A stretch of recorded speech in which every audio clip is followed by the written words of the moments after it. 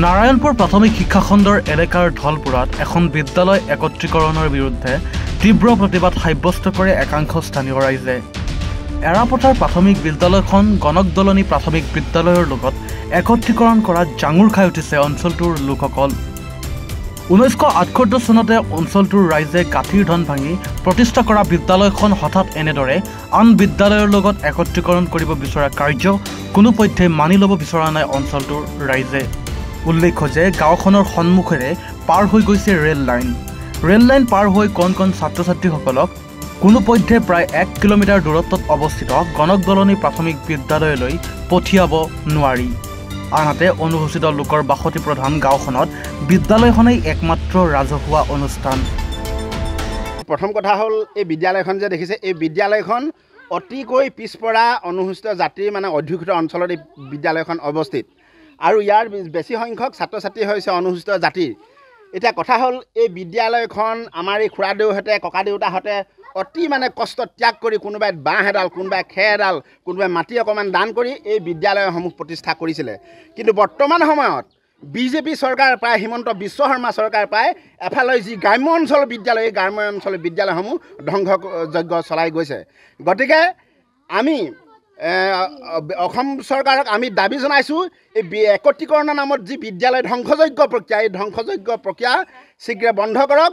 অন্যথা আমি সচেতন যুৱ উন্নয়ন মঞ্চ অসমৰ গাঁৱে গাঁৱে চুকে চুকে বিজেপি চৰকাৰৰ বিৰুদ্ধে, অসমৰ মুখ্যমন্ত্ৰীৰ বিৰুদ্ধে, অসমৰ শিক্ষা বিভাগৰ বিৰুদ্ধে আমি জনমত গঠন কৰি সাংঘাতিক ধৰণে তীব্ৰ গণতান্ত্ৰিক আন্দোলন গঢ়ি তুলিবলৈ বাধ্য হ'ম। স্কুলৰ প্ৰেচিডেণ্ট হয়।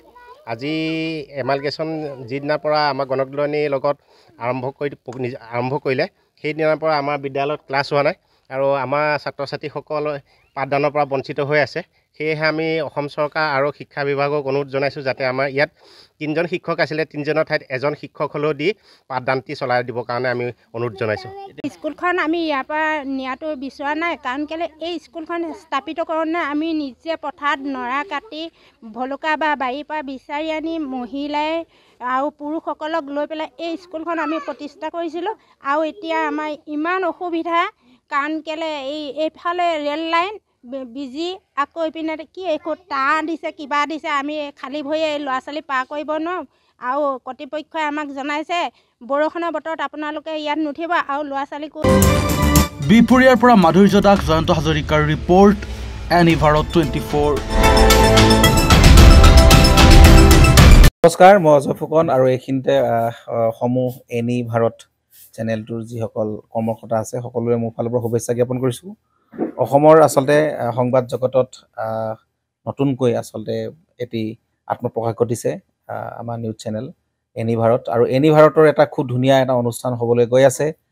সকলোৱে জানে আমাৰ সকলোৰে মৰমৰ হাৰ্টথ্ৰব জুবিন গাৰ্গৰ গানে কি আনে, আচলতে জুবিনদাৰ সেই গীতৰ আধাৰত আমাৰ হিৰুদাই লিখা সেই গীতটি গানে কি আনে, এই গানে কি আনে নামৰ এটি তেওঁলোকে সাংগীতিক ৰিয়েলিটি শ্ব' কৰিবলৈ গৈ আছে।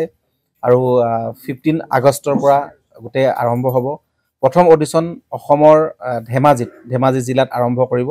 গতিকে সমূহ যিসকল প্ৰতিভা আছে, যিসকলে গান ভাল পায়, যিসকলে তেওঁলোকৰ নিজৰ প্ৰতিভা আচলতে দেখুৱাব বিচাৰে, এই ৰিয়েলিটি শ্ব'ত গানে কি আনে এই প্ৰতিযোগিতাত অংশগ্ৰহণ কৰক আৰু খুব ধুনীয়া আপোনালোকে সুবৰ্ণ সুযোগ লাভ কৰিব। লগতে ইয়াতে পুৰস্কাৰ আছেই, বিভিন্ন ধৰণৰ উপহাৰো আপোনালোকে লাভ কৰিব আৰু লগতে এগৰাকী প্ৰতিষ্ঠিত আচলতে এগৰাকী শিল্পী হিচাপে অসমৰ সাংস্কৃতিক জগত আপোনালোক প্ৰতিষ্ঠা লাভ কৰিব। গতিকে গোটেই অনুষ্ঠানটোলৈ মোৰ ফালৰ পৰা শুভকামনা থাকিল আৰু লগতে এই অনুষ্ঠানটোত আপোনালোকে অংশগ্ৰহণ কৰিব। আমিও আছোঁ আৰু সকলোকে আমি লগ পাম। ধন্যবাদ।